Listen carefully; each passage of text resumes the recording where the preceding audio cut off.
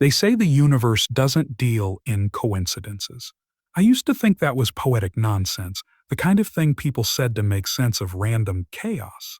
But then I met Marcus Ashford, and I learned that some connections run deeper than blood, deeper than logic, deeper than the carefully constructed walls we build around our lives. Some connections are branded into your very soul, and you don't get to choose when they burn their way to the surface. My name is Daniel Cross, and this is the story of how a tattoo destroyed everything I thought I knew about my life, and how I used that destruction to build something far more terrifying. Revenge so complete, so elegant, that even now, years later, I sometimes wake up unsure whether I'm the victor or the villain. It started on a Tuesday.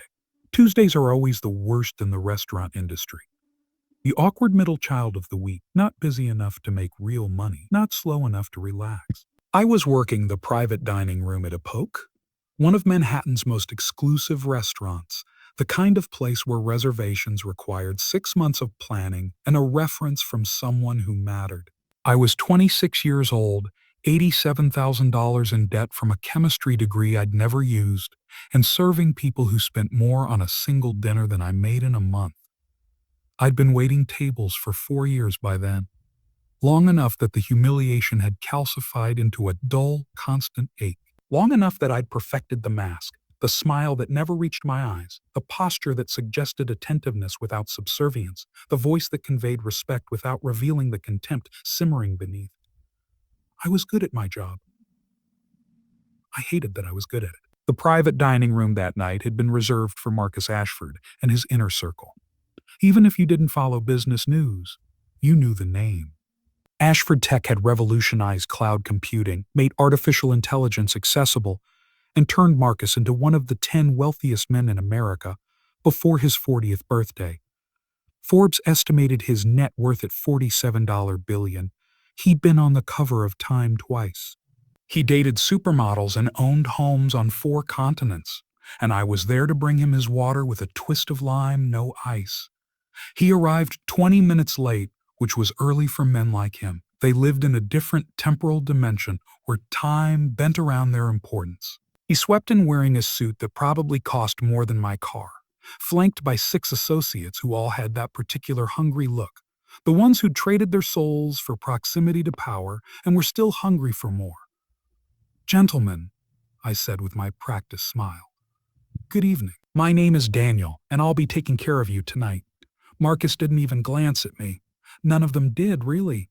I was furniture with a pulse, a mechanism for delivering food and removing plates. I went through the specials, took their drink orders, and vanished into my proper place, the margins of their world. I'd served hundreds of men like Marcus Ashford. They all blurred together after a while, a homogeneous mass of confidence and casual cruelty. But something about that night felt different. There was an electricity in the air, a tension I couldn't quite name. I told myself it was nothing. I was wrong. The evening proceeded normally at first. They drank expensive wine and talked in the coded language of high finance, acquisitions and valuations, market positions and hostile takeovers. I moved through their conversation like a ghost, refilling glasses, clearing courses, existing without being seen. Then Marcus Ashford stood up to take a phone call, and everything changed. He walked to the corner of the room, far enough away that his associates couldn't hear, and that's when I saw it. As he raised his hand to loosen his tie, his cuff pulled back, revealing his wrist. And there, in stark black ink against his pale skin, was a tattoo I recognized. My blood turned to ice water in my veins. My hands began to shake so violently that I had to set down the wine bottle I was holding before I dropped it. Because that tattoo, that specific, unique design, was impossible. It shouldn't exist on his wrist. It couldn't. It was identical to mine. Not similar, not inspired by the same artist or style. Identical. A perfect mirror of the mark I'd carried on my own wrist for 15 years. Ever since my 18th birthday when I'd gotten it in a tiny shop in Brooklyn. Designed by an artist who died 6 months later. A design I'd created myself, drawn from a recurring dream that had haunted me throughout my childhood. An intricate symbol that combined mathematical precision with organic chaos, a fractal pattern that seemed to fold into infinity. I'd never seen another copy. The artist, an old man named Chen who barely spoke English, had promised me it was unique. He'd studied my sketch for nearly an hour before agreeing to ink it, and he'd refused payment afterward. "This is important," he'd said in his broken English. "This mark finds you, not you find Mark. You understand someday." I hadn't understood. It was just a tattoo, a memorial to the strange dreams that had stopped after I got it inked. I'd nearly forgotten about it over the years, hidden as it was beneath my watch and the long sleeves I wore for work. But now here was Marcus Ashford, billionaire and titan of industry, wearing my exact tattoo. The room spun. I excused myself, mumbled something about checking on their next course, and fled to the kitchen. In the staff bathroom, I locked the door and yanked up my sleeve with shaking hands. There it was, exactly as I remembered.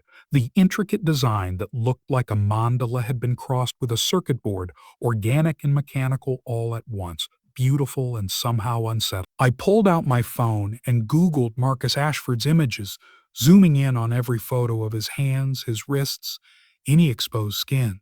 In most, he wore long sleeves or his watch covered the area, but I found one. A beach photo from some charity event in Kobo, casual clothes, his arm raised in a wave. And there it was again. My tattoo, his tattoo, our tattoo. My mind raced through possibilities. Maybe it wasn't that unique. Maybe Chen had lied. Maybe it was just a coincidence, a popular design I'd been too isolated to know about. But even as I tried to rationalize it, something deeper in me knew. This wasn't random. This couldn't be random. I don't know how long I stood there, but eventually someone knocked on the door. "Daniel, you okay? Table 7 is asking for you." I splashed cold water on my face, pulled my sleeve down, and went back out. I had to finish the service. I needed this job. But as I returned to that private dining room, everything had shifted.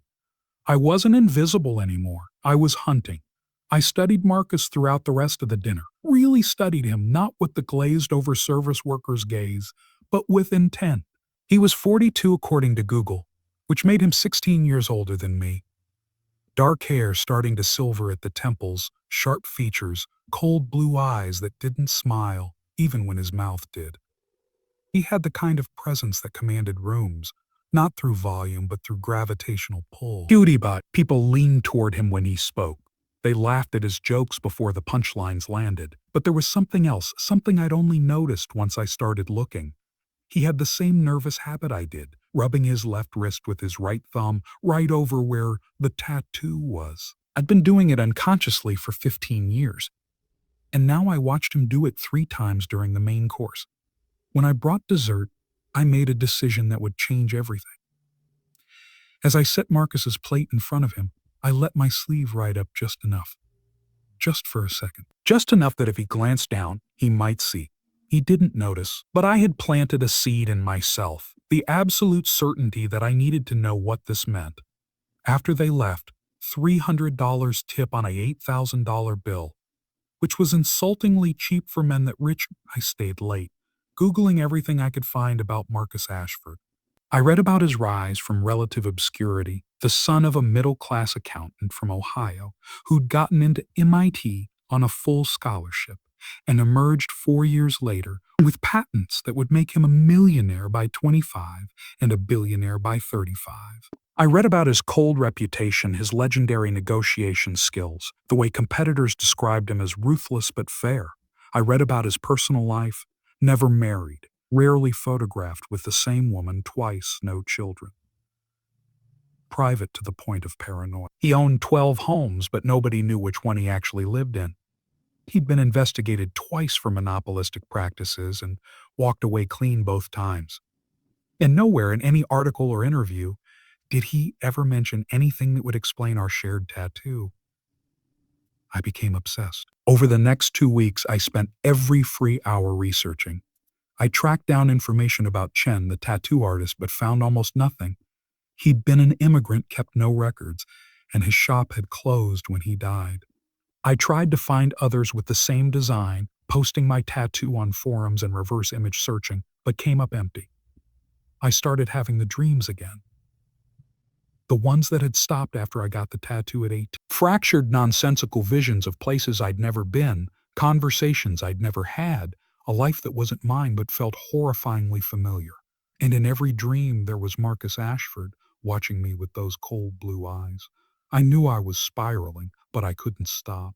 The tattoo had become everything, a mystery that consumed my waking hours and haunted my sleep.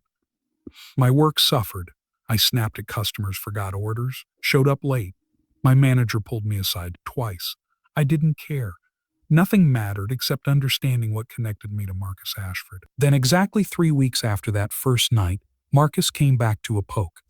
This time he was alone, seated at a quiet corner table in the main dining room. And this time he asked for me by name. "Is Daniel working tonight?" I heard him ask the host. My heart stopped. The waiter from my private dinner last month, dark hair, mid-20s. They sent me over, and I approached his table with my mind racing. Had he seen my tattoo? Was this about the service? Was I paranoid? "Good evening, Mr. Ashford," I said, proud that my voice didn't shake. "Welcome back." He looked up at me, and for the first time he really looked. His eyes swept over my face with an intensity that made my skin crawl. "Daniel," he said slowly, like he was testing the name. "You've worked here how long?" "4 years, sir. And before that?" It was such a strange question for a customer to ask, so far outside the normal script that I hesitated. I was in college, Columbia. Chemistry major. Something flickered in his eyes. "Columbia," he repeated. "What year did you graduate?" 2021, sir." He nodded slowly, still staring at me with that unsettling focus. "Sit down, Daniel." "Sir, I'm working. I can't. Sit down." Not a request. A command delivered in a voice that expected obedience. I glanced around. My manager was watching from across the room, frowned. But when a man worth $47 billion tells you to sit, you sit. I lowered myself into the chair across from Marcus, my heart hammering against my ribs. "Show me your wrist," he said quietly. The world stopped spinning. "What? Your left wrist? Show it to me." My mouth went dry. "Mr. Ashford, I don't understand." He reached across the table and grabbed my wrist. Not roughly, but firmly enough that I couldn't pull away. He pushed up my sleeve, exposing the tattoo. For a long moment, he just stared at it. Then he released me and rolled up his own sleeve, revealing his identical mark. We sat in silence, both looking at the matching designs. In that moment, the noise of the restaurant faded away. It was just us, and these impossible, identical symbols. "How long have you had it?" Marcus asked finally, his voice carefully neutral. 15 years. Got it on my 18th birthday. "Who designed it?" "I did, from a dream I used to have. A tattoo artist in Brooklyn inked it. Old Chinese man. Tiny shop near the bridge." My blood ran cold. "Cold. Yes. Chen, how did you—" "Because he did mine too, 24 years ago." Marcus leaned back, his face unreadable. "I designed mine from dreams too. Dreams that stopped the day I got the tattoo." We stared at each other across the table, and I felt reality shifting beneath me like sand. "This isn't possible," I whispered. And yet, he gestured to our matching wrists. "Daniel, I'm going to ask you some questions, and I need you to answer honestly. Have you ever felt like you were remembering things that never happened? Places you've never been, people you've never met, but somehow it all feels familiar?" "Yes," I breathed. "Especially the last few weeks. Since you saw my tattoo." "Since I saw your tattoo," Marcus nodded slowly. "The dreams." "Do you remember any specific details?" I closed my eyes, trying to grasp the fragments. "A house. Victorian, I think. Dark wood, lots of windows. A woman's laugh. The smell of rain." And I opened my eyes. "You! I keep seeing you, but younger. We're in these dreams together." His face had gone pale. "What else?" "I don't know. It's all pieces." "Why? Kyo, what does this mean?" Marcus was quiet for a long time, his fingers drumming on the table. When he finally spoke, his voice was different, softer, almost vulnerable. "I'm going to tell you something that will sound insane.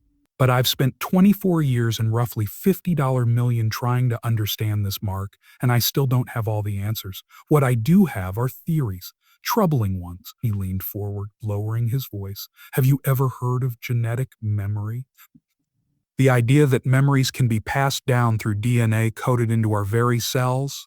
That's not real science. Isn't it? Mice trained to fear a specific smell pass that fear to their offspring who've never encountered it. Orphans adopt the phobias of biological parents they never met. The data exists. Science just can't explain the mechanism. He tapped his tattoo. Unless the mechanism isn't genetic, unless it's something else.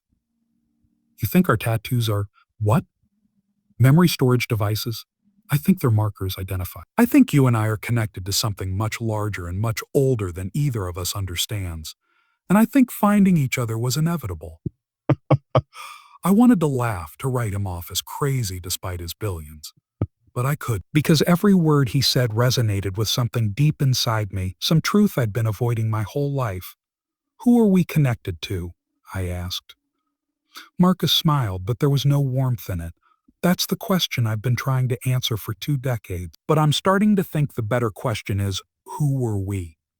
He stood up abruptly. I'm leaving tomorrow for 2 weeks, London then Tokyo. But when I get back, you and I need to talk properly. Not here, not like this. He pulled out a business card and wrote something on the back. This is my private number. Call me 3 weeks from today exactly at noon. We'll meet somewhere we can actually talk. I think we're well past formalities, don't you? He looked at me one more time, and I saw something in his eyes that terrified me. Recognition. Like he was seeing an old friend he'd forgotten he had. 3 weeks, Daniel. I'll have more answers by then.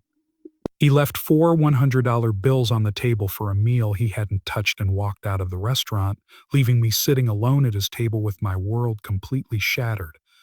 My manager descended on me immediately. What the hell was that? You can't just sit with customers. He asked me to, I said numbly. He left $400 for nothing. Is this some kind of arrangement? Because if you're running side deals with wealthy customers, it's not like that. But I couldn't explain what it was like because I didn't know. All I knew was that in the span of 20 minutes, everything I thought I understood about my life had been revealed as a lie, or at least incomplete. I should have waited 3 weeks, like he said. I should have been patient.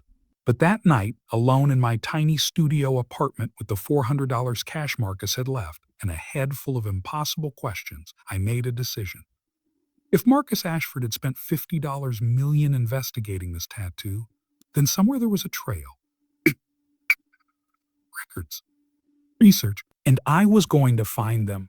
I started with what I could access publicly. If Marcus had hired researchers, there would be payments, maybe hidden in his company's expenses or his charitable foundation. I found a database of grants from the Ashford Foundation and started digging through recipients. Most were normal: cancer research, education initiatives, climate change programs. But tucked into the 2019 disclosures was something odd. A $3 million grant to something called the Kronos Institute. I Googled it. Nothing. No website, no papers, no public presence. The grant description said, research into genetic memory, consciousness transfer. Exactly what Marcus had mentioned. I went deeper, using research databases I still had access to from my Columbia days. I found 3 academic papers, all archived and barely cited, all written by Dr. Sarah Chen, the same last name as the tattoo artist. The papers were dense and technical, but the core thesis was explosive. Human consciousness wasn't merely biological, but existed partially in what she called morphic fields, information storage patterns that existed outside individual brains and could theoretically be accessed or shared across. Individuals with the right, she called them quantum markers. Tattoos made with specific ink compounds and geometries might serve as those markers. I read until 4 a.m., until my eyes burned and my hands shook from too much coffee. Dr. Sarah Chen had been researching this for 40 years before her papers stopped appearing in 2003. I found an obituary. She died in 2007. Her shop in Brooklyn, where a man claiming to be her son had continued her work, closed 6 months after my tattoo. The timing was too perfect to be coincidence. Chen hadn't just been giving us tattoos. He'd been marking us. But for what? Over the next 2 weeks, I barely slept.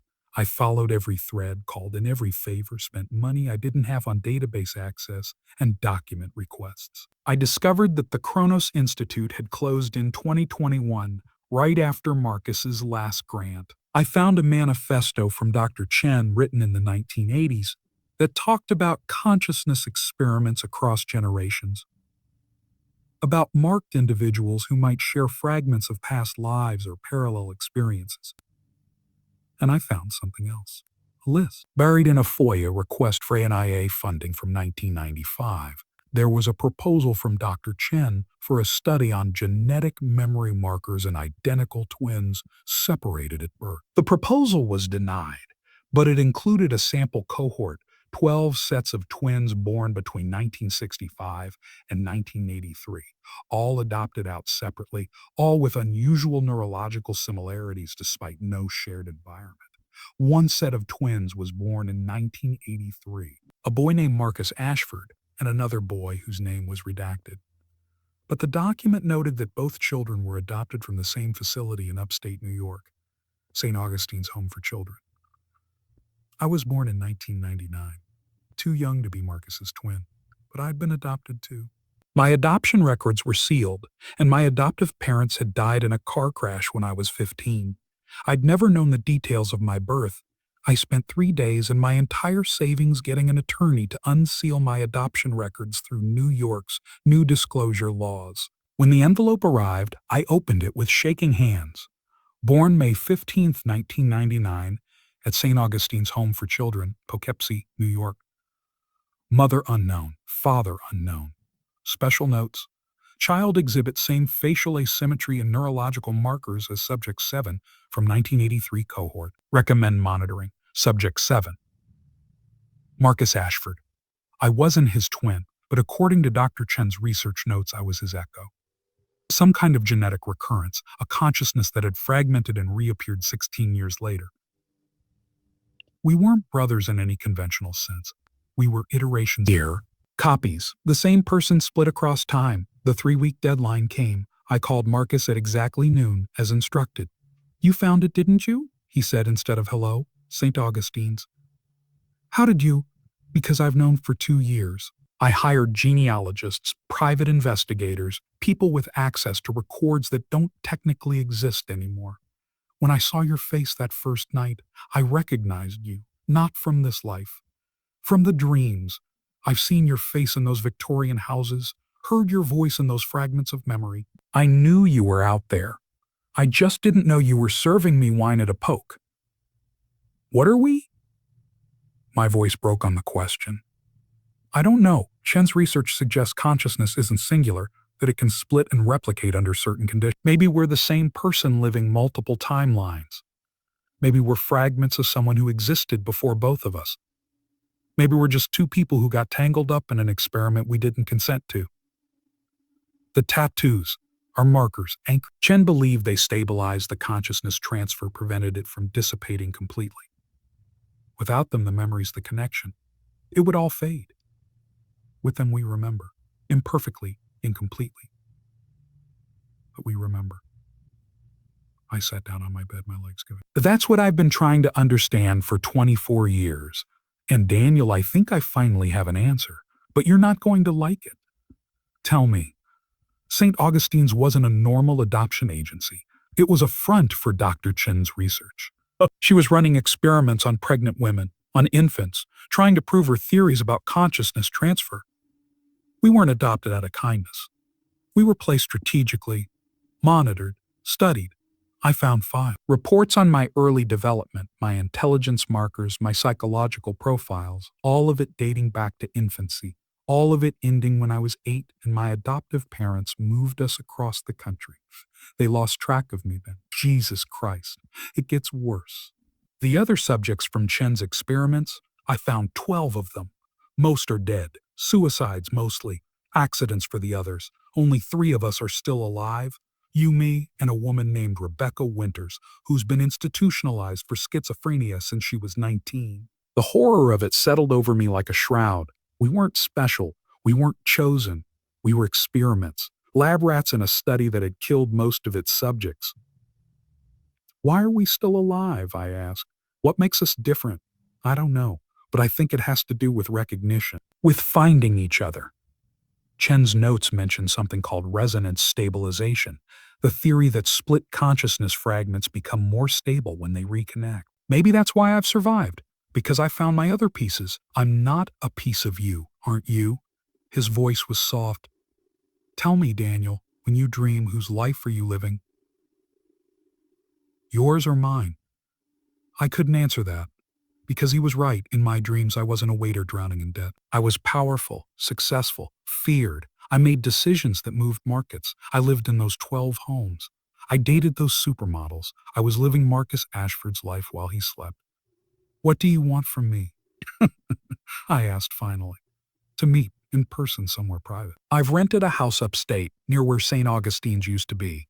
The building's gone now, demolished in 2005, but I think being near the site might help, might trigger more memories. There are things I need to understand, Daniel, things about who I was before I became Marcus Ashford. You think there's someone else, an original. I know there is. I've seen him in the dreams. Older than both of us. I think he's the one who started this. I think Chen was working with him, or for him, and I think he's still out there. A chill ran down my spine. If he's out there, why hasn't he found us? Maybe he has. Maybe he's been watching all along, waiting for us to find each other. Marcus paused. Come upstate this weekend. I'll send a car. We'll figure this out together. Every instinct screamed at me to refuse, to run as far from Marcus Ashford and his theories as I could. But the tattoo burned on my wrist, and the dreams wouldn't stop, and somewhere deep in my genetic memory, or quantum field, or whatever the hell Chen had tapped into, I knew Marcus was right. We were connected, and that connection was going to destroy us or transform us, but either way there was no escaping it. Okay, I said, this weekend. Daniel, one more thing. Don't tell anyone where you're going. Don't leave any trace. If I'm right about there being an original, about him watching us, we need to be careful. People around us have a tendency to die. He hung up before I could respond. I spent that week in a daze, going through the motions at work while my mind raced through possibilities. Was Marcus paranoid, traumatized by years of obsessive research? Or was he right? Were we in danger? Friday night, I told my roommate I was visiting family upstate. I packed a bag, left a note with Marcus's name and phone number hidden in my desk drawer. Insurance, in case something went wrong. And at 8 a.m. Saturday, a black Mercedes picked me up from my apartment. The driver didn't speak, didn't even look at me. We drove north for 3 hours, winding through progressively rural areas until we turned onto a private road that led to a modern glass house perched on a hillside. In the distance, I could see the Hudson River. Marcus was waiting on the deck. In jeans and a sweater, without the armor of his business suits, he looked younger, more human. And unnervingly more like me. We had the same build, the same way of standing with weight shifted to one foot, the same nervous habit of touching our left wrists. Daniel. He extended his hand, and when I shook it, I felt a jolt like static electricity, but deeper. From his expression, he felt it too. This is insane, I said. Yes. Come inside. The house was stunning, all clean lines and floor-to-ceiling windows. But Marcus led me past the architectural marvels to a room he'd converted into a research space. The walls were covered with papers, photographs, timelines. A massive corkboard dominated one wall, red string connecting various points in a conspiracy theorist's dream. Or nightmare. I've compiled everything I've found over the years, Marcus said. Chen's research, adoption records, the other subjects, my own memories and dreams. I need you to look at it and tell me what you see, what you recognize. I approached the board slowly, scanning the information. Most of it I'd already discovered in my own research, but there were additions, photos of the other experimental subjects, their death certificates, psychiatric evaluations, and in the center a photograph that stopped me cold. It was an old picture, black and white, dated 1952. 3 people stood in front of St. Augustine's. 2 adults and a teenage boy. The woman was Dr. Sarah Chen, young and serious. The man I didn't recognize, but the boy, is that, yes, Marcus said quietly. That's what I think we looked like originally. The boy was maybe 15 with our features but softer, less defined, but it was definitely us. Or him. Or whoever we'd been before being split into Marcus and me, and God knows how many others. His name was Thomas, Marcus continued. Thomas Wellen. Born 1937, disappeared 1952 at age 15. St. Augustine's was where he lived, where Chen conducted her early experiments. You're saying we're somehow connected to a boy who disappeared 70 years ago? That's impossible. People don't reincarnate. Consciousness doesn't transfer across decades, doesn't it? You've read Chen's research. She believed consciousness exists outside the brain in information fields that persist after death. What if Thomas Whalen didn't die? What if Chen found a way to preserve his consciousness, to copy it, to bring it back in new bodies? What if we're Thomas Whalen? I wanted to laugh, to dismiss it all as madness, but I couldn't, because when I looked at that photograph, I remembered. Not clearly, not fully, but enough. I remembered being them. I remembered the terror of Chen's experiments, the agony of having my consciousness ripped apart and scattered across time. I remembered dying. Oh God, I whispered, sinking into a chair. We're not copies, we're echoes. We're echoes. Fragments of Thomas Whalen reconstituted in new bodies, living new lives, but carrying pieces of the original. Marcus nodded. And somewhere I think the original still exists. Changed, maybe. Preserved somehow. And I think he's been orchestrating all of this. Our adoptions, our paths, even our meeting. He's pulling strings we can't see. Why? Why would he do this to himself? To us? That's what we need to find out. And I think the answer is buried in the place where it all began. Marcus pulled out a map, pointing to a spot about 20 miles away. St. Augustine's was demolished, but the land is still there. The old cemetery behind the facility still exists. I think we need to go there. Tonight. You're insane. Probably. But you're coming anyway, aren't you? He was right. I was. Because as much as this terrified me, I needed to know. I needed to understand what I was, who I'd been, why I'd spent 26 years feeling like I was living someone else's life. We drove out as the sun was setting, taking Marcus's Range Rover down increasingly rough roads until we reached a gate marked private property, no trespassing. Marcus cut the lock with bolt cutters, clearly not his first time doing this, and we drove through. The site where St. Augustine's had stood was now just a clearing, grass and weeds reclaiming the space. But behind it, as Marcus had said, there was a small cemetery. Maybe 40 headstones, most dating from the 1940s and 50s. We walked among them with flashlights as darkness fell, reading names I didn't recognize, until we reached the back corner where a headstone stood apart from the others. Larger, newer, maintained despite the decay around it. The name on the stone was Thomas Whalen, 1937-1952. But someone had been here recently. Fresh flowers sat in a vase, and carved into the base of the stone in letters that looked newly etched were words that made my blood run cold. I'm still here, fine. Marcus and I looked at each other in the dying light, both of us understanding the same terrible truth. This wasn't a grave. It was a message. Thomas Whalen hadn't died. He'd transformed himself, scattered himself, and now he was calling his pieces home. And we had no choice but to answer. What followed over the next 6 months was the strangest period of my life. Marcus and I became unlikely partners, obsessed with solving the mystery of Thomas Whalen and understanding what we were. I moved into the upstate house. Marcus insisted, and honestly, I had no reason to stay in the city. I'd quit my job at a poke after Marcus offered me a position as his personal researcher at a salary that made my previous life seem like a joke. We spent our days investigating, our nights comparing dreams, trying to piece together a consciousness that had been shattered across time. And slowly, horribly, the picture came into focus. Thomas Whalen had been a genius. At 15, he'd been conducting experiments that would have challenged PhD candidates. He'd met Dr. Sarah Chen when she was visiting St. Augustine's to study gifted children, and together they'd become obsessed with the idea of consciousness preservation. Thomas had a brain tumor, you see. Inoperable, terminal. He was dying, and he was desperate to survive. Chen had offered him a possibility. If consciousness could be stored outside the body, if it could be encoded in information fields and anchored to physical markers, then death wasn't the end. He could continue. Not in one body, but in many. The experiment should have killed him. By all rights, it did kill him, but Chen had succeeded better than she'd imagined. Thomas's consciousness didn't dissipate. It scattered, yes, but it remained coherent enough to influence the world. Over the decades, Chen had worked to recapture those fragments to give them physical form again in new bodies. The experimental subjects at St. Augustine's weren't random children. They were vessels carefully selected and prepared to carry pieces of Thomas. Most couldn't handle it. The consciousness fragmentation drove them mad or killed them, but a few survived. Marcus, me, Rebecca Winters, maybe others we hadn't found yet, and somewhere we believed was Thomas Prime, the original consciousness, the core that hadn't been distributed but had instead been preserved, watching over his fragments, waiting for the right moment to reclaim them. He's trying to reassemble himself, Marcus said one night as we sat on the deck watching the sun set over the Hudson.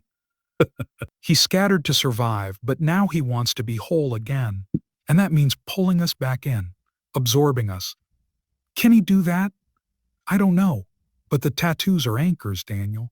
They're what keep us separate, what maintain our individual identity. If he could somehow override them, reprogram them, Marcus trailed off, rubbing his wrist unconsciously. We'd stop being us. We'd become him. Yes, I should have been terrified. Part of me was. But another part of me, the part that remembered being Thomas Whalen, that remembered the desperate brilliance and the fear of death, understood. If I'd been dying at 15, wouldn't I have done the same? Wouldn't I have fought to survive by any means necessary? But I wasn't Thomas Whalen anymore. I was Daniel Cross. And I wanted to stay that way. So how do we fight him? I asked. Marcus smiled cold and calculating. And in that moment I saw the ruthless billionaire everyone feared. We don't fight him. We hunt him. We find him before he finds us, and we end it. How do you end a distributed consciousness? The same way you end anything else. You find the heart of it and you cut it out. Over the next months, we searched. Marcus used his vast resources to track down every lead, every fragment of Chen's research, every piece of the puzzle. We found 3 more subjects from the original experiments, one in Oslo, one in Singapore, one in Buenos Aires. All of them felt the same pull, had the same dreams, wore the same tattoo. All of them were terrified of something they couldn't name. And then Marcus's investigators found a compound in Vermont off the grid owned by a shell company that traced back to an account opened in 1952. The year Thomas Whalen died, power records showed someone was living there. Someone who never left, never made phone calls, never appeared on any modern database. Someone who wanted to stay hidden. That's him, Marcus said, staring at the satellite photos of the compound. That's Thomas Prime. How can you be sure? Because I can feel him. Can't you? Now that we know where he is, don't you feel the pull? I did? Like a compass in my chest pointing north. The tattoo on my wrist had started burning, a low constant heat that wouldn't fade. My dreams had become more vivid, more insistent. I kept seeing that Victorian house from my visions, and now I knew where it was. Vermont. The compound. Home. Except it wasn't my home, it was his. We need a plan, I said. We can't just knock on the door. Can't we? What's he going to do? Refuse to meet us? We're parts of him. He's been waiting for us to come home. That's what terrifies me. Marcus looked at me seriously. Daniel, I need you to understand something. When we go there, when we confront Thomas Prime, there are 3 possible outcomes. 1, he takes us, absorbs our consciousness fragments, and we cease to exist as individuals. 2, we find a way to sever the connection, to truly separate ourselves and live independent lives. 3, we kill him and we have no idea what that does to us. We might die too. We might become complete. We might fragment further. It's a coin flip. Those are terrible odds. Yes, but staying here, living in fear of the moment he decides to pull us in, that's not living at all. I'd rather go down fighting.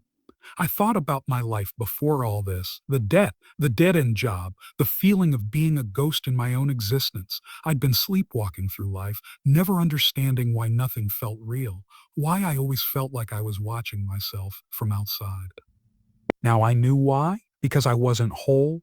I was a fragment, a shard of a brilliant, desperate boy who'd chosen to shatter rather than die. And while that explained everything, it also meant I'd never be complete unless I confronted the source. Okay, I said, let's go to Vermont. We assembled a team, not a large one, just 5 people Marcus trusted absolutely. Former military, mostly, loyal to him through years of private security work. We told them we were investigating a potential threat to Marcus's life, which was technically true. We didn't mention distributed consciousness or experimental tattoos or 70-year-old boy geniuses who'd scattered their souls across time. We drove up on a Tuesday morning, 3 vehicles, armed and prepared for anything. The compound was exactly as it appeared in the satellite photos, a Victorian mansion, beautifully maintained, surrounded by 30 acres of wooded land.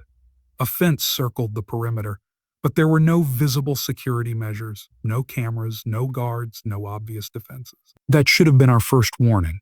We parked at the gate and Marcus tried the intercom. Nothing. He tried again. Still nothing. The hell with it, he said, and one of his men cut through the lock. We drove up the long driveway, and with every foot closer to that house, the burning in my wrist intensified. My head throbbed. Memories that weren't mine flooded my consciousness, years of experiments, of loneliness, of watching through other people's eyes as my fragments lived lives I'd never have. Marcus grabbed my arm. "Stay with me, Daniel. Don't let him pull you in." "I'm trying." The front door to the mansion stood open. We approached cautiously, weapons drawn, but the interior was empty. Not abandoned. The furniture was too nice, the space too clean, but there was nobody home. Room after room was empty, though signs of recent occupation were everywhere. A book left open on a table.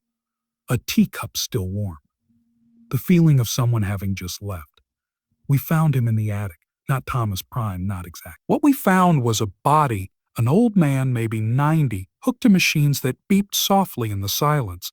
Tubes and wires connected him to equipment that looked like a cross between medical devices and computer servers. His eyes were closed, his breathing shallow, and on his wrist the tattoo. Our tattoo, original and perfect. "Jesus Christ," Marcus whispered. "He's been in a coma. This whole time his consciousness has been distributed, living through us while his original body just persists." I approached the body slowly. This was Thomas Whalen. This was who I'd been, who I still was, who I was terrified of becoming. He looked nothing like the 15-year-old boy in the photograph. 70 years of coma had aged him, withered him, but kept him technically alive. "Is he aware?" I asked. "Can he hear us? I don't know." But these machines, Marcus examined the equipment. They're not just keeping him alive, they're broadcasting. This is the hub, Daniel. His consciousness is distributed, yes, but it's all still connected to this body. If we shut down the machines, we might kill all of us, or we might finally be free. I stared at the body, at this remnant of a brilliant boy who'd been so afraid of death that he'd chosen a fate worse than dying. 70 years of half-existence scattered across time and space, living through fragments but never truly living at all. And in that moment, I felt something I never expected. Pity. "We can't kill him," I said. "Daniel, he's suffered enough. 70 years of this. It's torture, but we don't have to end him. We just have to end the connection. We just have to end the connection." I approached the machinery, examining it with the chemistry knowledge I'd never used professionally. Most of it was standard life support, but there were modifications. Dr. Chen's work, I guessed. Devices that generated electromagnetic fields that interfaced with the brain in ways I didn't fully understand. And in the center, a small device that looked almost like a transmitter wired directly to Thomas's tattoo. "That's the anchor," Marcus said, seeing what I'd found. "That's what's keeping the connection active. If we disconnect that, the fragments stay separate. We stay ourselves. It might kill him. At this point, that might be a mercy." We stared at each other, two pieces of the same shattered soul about to make a choice that would define us. Kill our original and claim our independence, or leave him alive and risk being absorbed back into him someday. In the end, it wasn't really a choice at all. I reached for the device, my fingers closing around the wires. "Ready?" Marcus nodded. "Do it." I pulled. The effect was immediate and catastrophic. The machines began screaming alarms. Thomas's body convulsed. And inside my head, I felt something tear, connection I hadn't known existed, severing cleanly, like a rope cut with scissors. The memories flooded in then all at once. Not gradually, not in dream fragments, but completely. I remembered being Thomas Whalen. I remembered the experiments, the fear, the decision to scatter rather than die. I remembered watching Marcus be born, watching myself be born, guiding us toward each other over decades. And I remembered the regret. The terrible, crushing regret of a boy who'd made an impossible choice and had spent 70 years wishing he'd just accepted death instead. When it faded, I collapsed. Marcus caught me, and we both fell to our knees beside Thomas's body. The machines were still shrieking, but Thomas himself was still. His breathing had stopped. After 70 years of not quite living, Thomas Whalen had finally truly died, and Marcus and I were free. We burned the Marcus's security team thought we were destroying evidence of some plot against him, and we let them believe it. We uploaded every file we found to secure servers, then erased the physical evidence. By the time the fire department arrived, there was nothing left but ash and the shell of a Victorian mansion. Thomas Whalen was officially dead, the secret of his experiments buried with him, but the tattoos remained. Marcus and I both kept them, along with the memories that had integrated into our consciousness. We weren't fragments anymore. We were complete ourselves plus the experiences of the original. It should have felt like a victory. Instead, it felt like theft. We killed him to stay alive, I said to Marcus a week later, back at the upstate house. We're the murderers of our own original self. Or we freed him from 70 years of torture, Marcus replied. Perspective matters, Daniel. Does it? We're alive because he scattered himself. We exist because of his sacrifice, and we repaid that by ending him. Marcus was quiet for a long time. Then he said, "What would you have done differently? Let him pull us back in. Cease to exist as Daniel Cross? No, but I don't have to feel good about surviving either. That was 6 months ago. In the time since, I've tried to build a life that makes sense. Marcus gave me $10 million reparations, he called it, though we both knew it was guilt money. I paid off my debts, invested most of the rest, and started a small consulting firm doing chemistry work I actually care about. I should be happy. I'm financially secure, intellectually challenged, no longer drowning in debt or serving wine to people who don't see me. But the tattoo burns sometimes, especially at night. And sometimes I dream I'm still in that Victorian mansion, watching two men kill me while wearing my own face. Marcus and I don't talk much anymore. It's too painful, I think, for both of us. We're mirrors reflecting a crime we can't undo, a survival we can't fully justify. He sent me a text last month. The other fragments are integrating well. Rebecca was released from the institution. She remembers now. We all remember. I haven't responded yet. What is there to say? We're whole now, all of us, carrying Thomas Whelan's genius and his trauma. We're the beneficiaries of his desperation, living the lives he never got to have. And sometimes late at night when the tattoo burns brightest, I wonder if Thomas Prime is truly gone. Because consciousness doesn't die. Not really. It just transforms, redistributes, finds new anchors. Maybe Thomas Whelan isn't gone. Maybe he's just scattered again, smaller now, quieter, living in the spaces between our thoughts. Maybe every time I make a decision, solve a problem, feel that flash of desperate brilliance, that's him.